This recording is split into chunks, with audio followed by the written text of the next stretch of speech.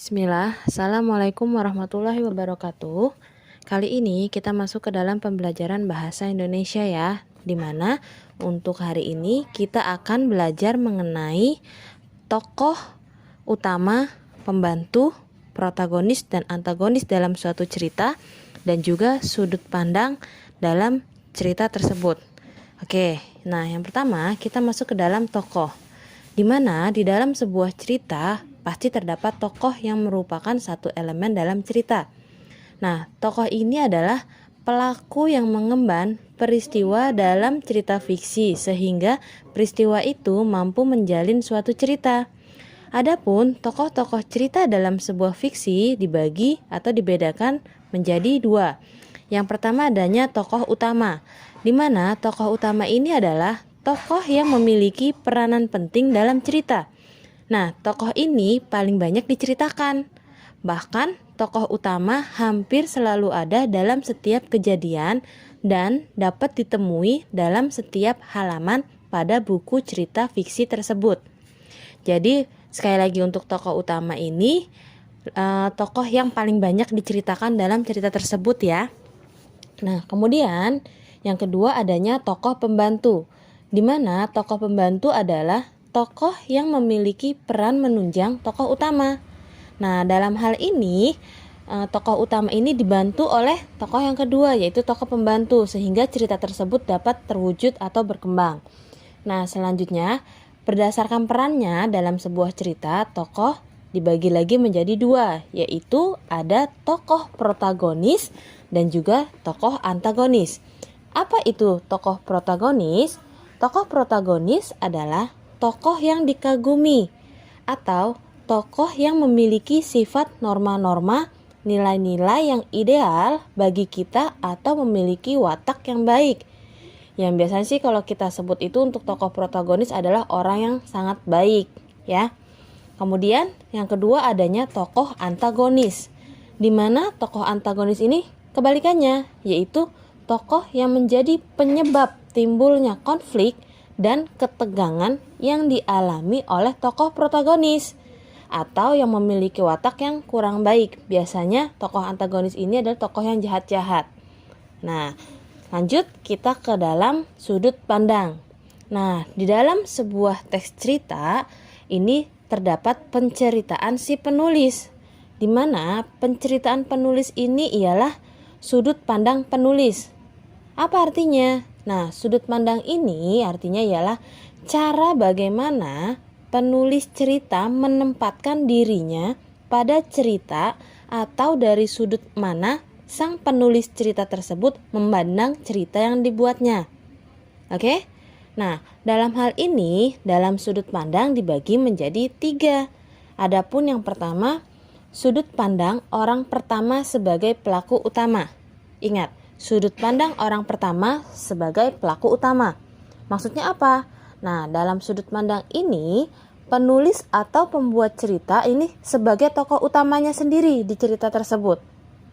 Karena dia orang pertama dan juga pelaku utama atau tokoh utamanya. Jadi dia sendirilah yang masuk ke dalam cerita tersebut.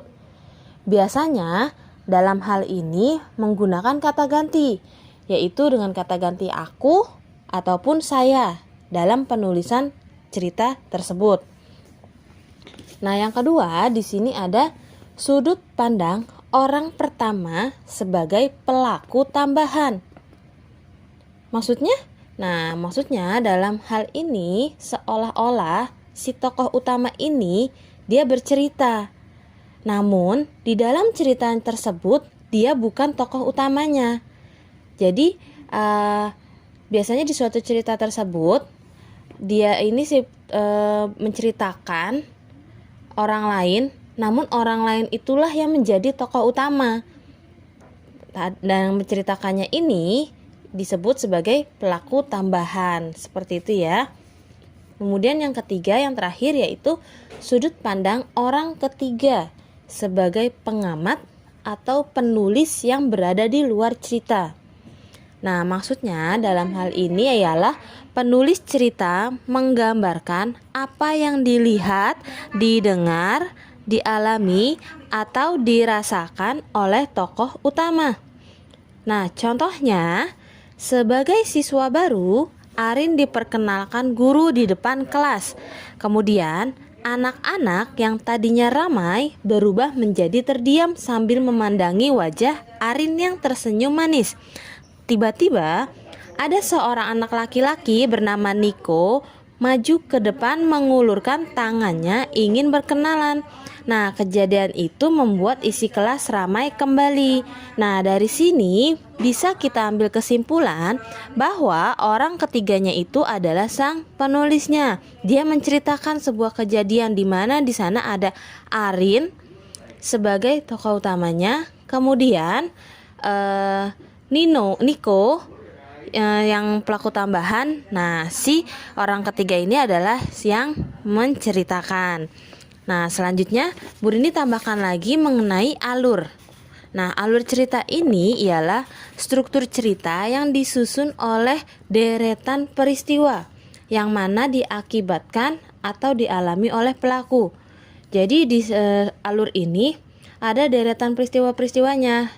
Jadi ada peristiwa pertama, peristiwa kedua, sampai nanti menuju peristiwa klimaksnya. Jadi sebab akibat dari peristiwa tersebut, ya. Jenis-jenis alur ini ada 3. Yang pertama adanya alur maju, di mana biasa disebut sebagai progresif, atau sebuah alur yang klimaksnya berada di akhir cerita. Oke? Nah, kemudian yang kedua ada alur mundur, biasa disebut sebagai regresi.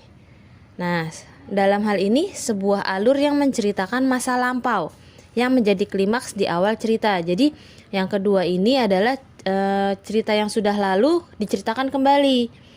Kalau yang alur maju tadi kita ceritanya ini tuh dari awal, kemudian ada kejadian sampai titik akhir klimaksnya ini ada di akhir cerita. Ini namanya alur maju. Sedangkan alur mundur tadi yang sudah Bu Rini jelaskan, yaitu menceritakan masa lalu yang diceritakan kembali oleh orang tersebut. Nah, kemudian yang terakhir jenis alurnya ada alur campuran, di mana alur ini adalah masuk ke dalam alur maju dan juga mundur. Maksudnya apa? Maksudnya alur ini diawali dengan klimaks. Nah, kemudian dari klimaks tersebut atau cerita tersebut, dia menceritakan kembali masa lampau dan dilanjutkan hingga tahap penyelesaian atau akhir cerita. Seperti itu ya. Nah, tugas kalian di buku paket halaman 92 dan 93, di sini kalian membaca sebuah cerita yang judulnya Petualangan Keluar Angkasa. Kemudian di 93 di sini ada 5 soal. Di mana 5 soal ini jawabannya ada di bacaan tersebut ya, yang halaman 92 dan 93. Nah, selanjutnya jika sudah itu, kalian juga bisa lagi mengerjakan tugas yang ada di halaman 97, di mana teks cerita untuk mengisi di halaman 97 ada di 95, 96. Nah, di 97 ini, di poin B-nya ada beberapa unsur cerita, yaitu tema, tokoh, alur, dan juga amanat. Adapun tema ini yang dimaksud adalah judulnya, ya, mengenai apa. Kemudian yang kedua tokoh, tadi sudah dijelaskan tokohnya ada siapa saja dalam cerita tersebut. Nah, yang ketiga ini ada alur.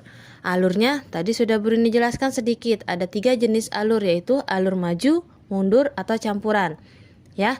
Kemudian yang keempat ada amanat. Amanat ini adalah kesimpulan dari cerita tersebut. Jadi apa yang disampaikan dalam cerita tersebut? Nah, kemudian nanti kalian bisa tuliskan jawabannya di sini. Kalau seandainya memang tidak muat di buku paket, kalian bisa menuliskan jawabannya di buku tulis latihan bahasa Indonesia.